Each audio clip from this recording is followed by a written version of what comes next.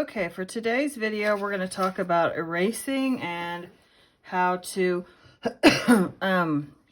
work with watercolor. And then tomorrow's video is going to be how to use colored pencils and then the going over everything with pen. So, I talked about this a little bit in one of the previous videos, but you're going to be using a combination of like a pink eraser or something like that at your house, if you can find something similar, and then like, you know, a newer eraser, maybe on like a mechanical pencil. You're going to take your eraser and obviously, you know, go over all of the lines. And then you're going to also use it this direction to get rid of smudges, because everyone is going to have smudges. And you're going to use the inside or the tip of like a new eraser. And remember, I was telling you, you really probably don't want to use one of those new like number 2 pencils that has a pink eraser, because every time I try to use one of those, it smears the pink like almost all the time on the page, and it like you cannot get it off. So this is, you know, the first step is getting off all of the pencil marking, and it's going to take you a little while because we put grids down so you could make sure you weren't doing things crooked or asymmetrical. And so you're going to have to go through and do all that. And even on mine, where, you know, like I do this for a living, you can see how I've got like smudge prints. So I'm going to have to, you know, go through and get all that off. And I've still got like pencil even on my hand right now. Then I'm going to go in and kind of clean all this up. And as you just saw with the letter V on love, I erased a little bit more than I wanted to. So then I had to go back and put it on. So that's basically what you're going to do. You're going to do that for the whole thing. It's going to take a while. It's definitely not like a, oh, I don't really want to do this, so I'm going to spend 2 minutes on it. You want to make sure you hold the paper down really well with your opposite hand, your non-dominant hand, because it is really easy to accidentally wrinkle the whole page by yanking it with your eraser.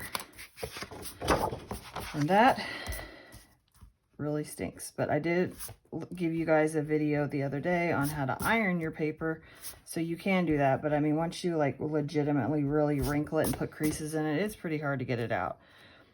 So as you can see, I'm going through and doing all this. And for those of you who did your lines way too dark, it's definitely going to be harder for you.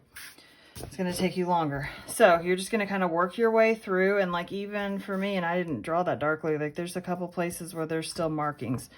So what I'm going to show you how to do next, so just, you know, get it all off. And if you erase any parts of the letter, put them back on again.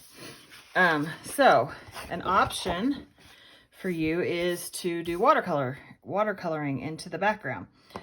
So what you're going to do first is the very last thing you're going to do, whether you use colored pencils or watercolor, is go over everything in ink. That's the last thing you're going to do.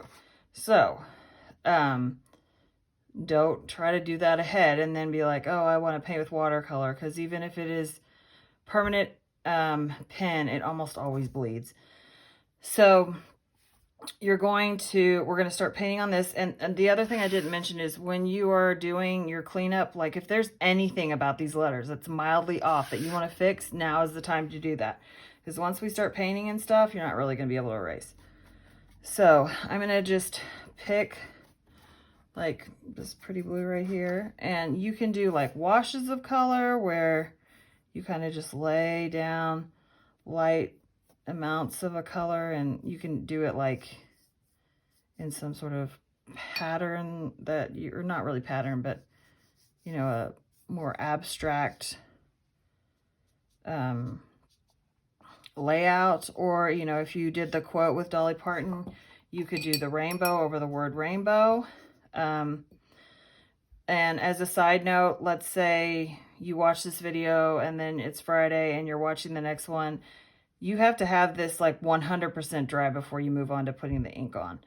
So make sure that that is the case. In terms of like doing the rainbow, and if you're home and like, I mean, obviously you're home, but if all you have for color or for watercolors and colored pencils is like, you know, Crayola, washable or whatever, just do the best you can with what you have. So here's the start of a rainbow. And as you can see, I'm kind of turning my paper. Like, don't feel like you have to keep your paper in one spot. Like, make your paper as comfortable a position for yourself to get the best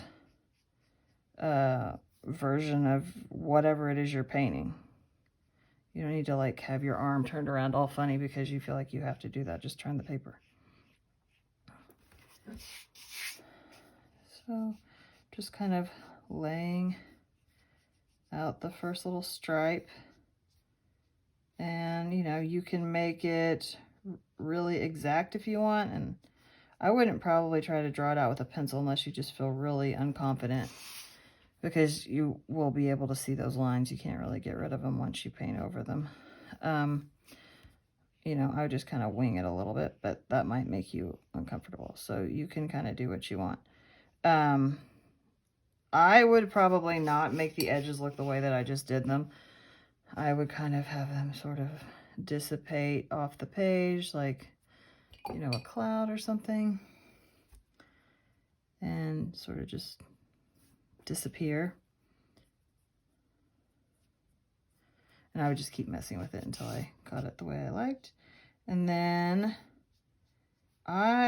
because I am not very patient, would blow dry this, and then I would do my next line, and I would blow dry that, and then I would do my next line and blow dry that.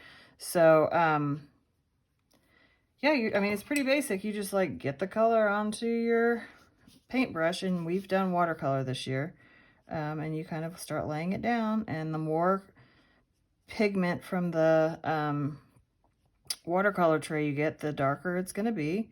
You can lighten it up by adding water. So like I'll show you here. Not really trying to make a rainbow anymore. I'm just kind of showing you how you can vary it. You can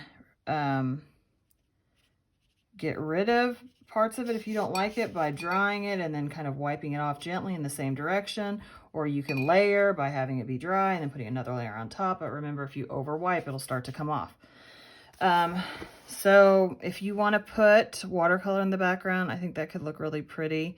Just remember, watercolor is supposed to emphasize the fact that it is done with water. It's not going to look like acrylic.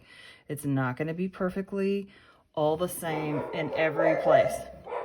All right, well, I think that's the end of my lesson, and my dogs have started freaking out. So if you guys have any questions, please let me know. And there are tons of watercolor tutorials if you have forgotten some of the details that you want to know, or also you can just message me and I'll fill you in. Okay, thanks guys.